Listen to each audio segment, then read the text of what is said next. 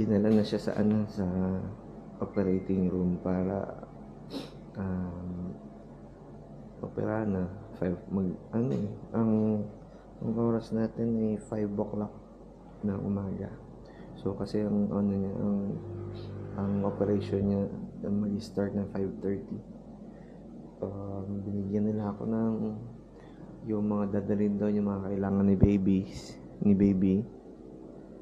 Ayan. So dadalhin ko doon. Hindi ko alam nararamdaman ko eh. Hindi kinakabahan na, excited na sana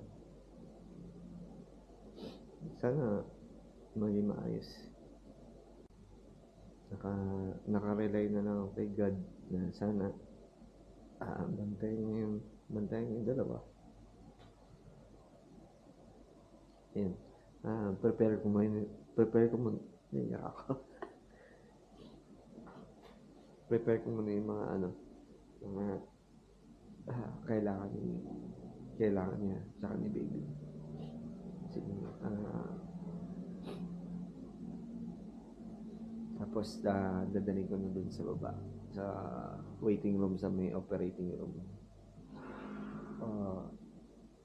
Supposedly sabi mga 1.5 or 2 hours ang operation. So siguro mga 6:30 o 7 okay na. Sana paglabas ng baby tsaka yung pagpapanganak niya, sana maging maayos. Sana huwag siyang kabahan. Pinakabahan kasi siya. Although syempre nakakabahan, operation yun eh. Yun lang. Update ko kaya prayers. Lord God, please.